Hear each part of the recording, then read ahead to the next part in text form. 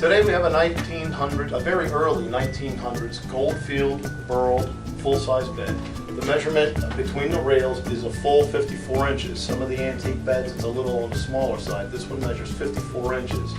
The width of the headboard at the very widest point comes out to 59 inches wide, and at the footboard down on the base there's a little bit of a detail that comes out and curves out. That is right here, and from side to side that measures 58 inches. The type of burl is Goldfield, but more than that I believe this is a Malay, and that's just a different subset, a little bit more particular subset of what type of burl in particular. It has a satinwood little inlay on the headboard, very nice. An important thing when you're looking at these burled pieces, whether it be burled walnut or anything, is it sound. Well, what I mean by sound is sometimes on the antiques you'll have bubbling and checking, and you know, maybe it was in a very warm room or it was stored improperly, something like this. This bed, I check it when I buy them, is just very sound, very flat, very smooth. Now you will see a little bit of waving, and it has to. There's a little bit of lines in there, not much, just slight. It's not glass smooth, but it's very sound. That's important. On the top here, there's also the burled wood. The footboard is totally coated in the burled wood. The lower rail, burled as well, and then this top piece as well is all covered in burl. The finish on this bed is completely original. I don't think we've had any restoration, anything at all. It's just the way we got it out of the home.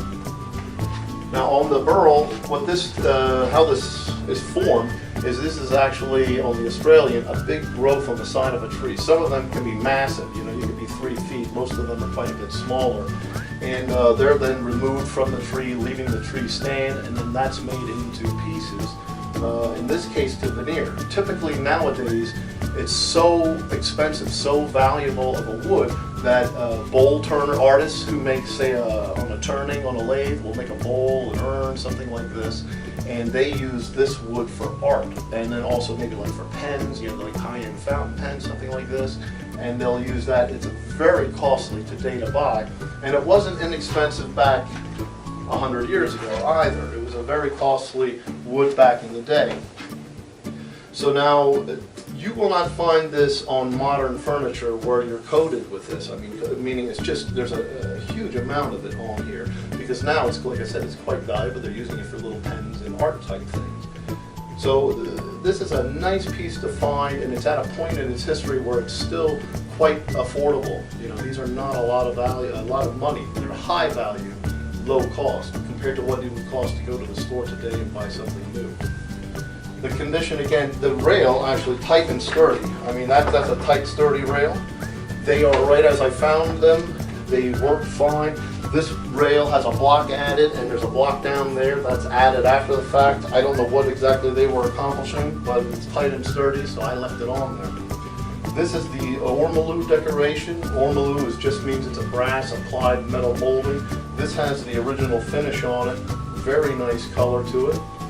And as the whole piece has a nice color. This will go with anything. There's a hint of a red on some of the darker colors, of just like a brownish red, almost a cherry. That will match and tie in with those types of wood. If you put it with something lighter, it'll match with that, because it sort of has different tones and different colors. Now there are lines in here where this is book match. So this piece matches this piece of wood. That panel's done and opened up like a book. And then this side right here matches this side over here. So you have a little bit of a key design here on the corner. Very solid, very sturdy, original condition. And on the bed, on the footboard here, you have a little bit of a solid brass beaded detail. You have also the ormolu decoration here. And again, tight and sturdy. I mean, this is a very tight, sturdy bed. I think you'll be happy with it. It measures at the heights here, and you're looking at 55.5 tall, and again 59 wide. This is 59.5 tall here, and on the footboard it's 34 inches. It's also worth noting that on these antique beds, this is early 1900s I would say, the style was to be a little shorter. So this one has quite a bit of height. The reason the style was a little shorter, because if you went in the late 1800s, the antique Victorian beds were quite high. You know, they could be 6, 7 feet tall, and that was the style for quite some time. So now the beds were starting to get lower, and that was the style then. So this one still has a nice amount of height, which at this time period, that's not always the case. So again, a nice tight sturdy bed, rails come out, they're easy to ship or pick up for that matter. You can come to the store and pick it up here, or you can have it arranged for shipping.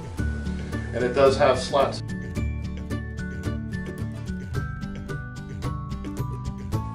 A nice piece.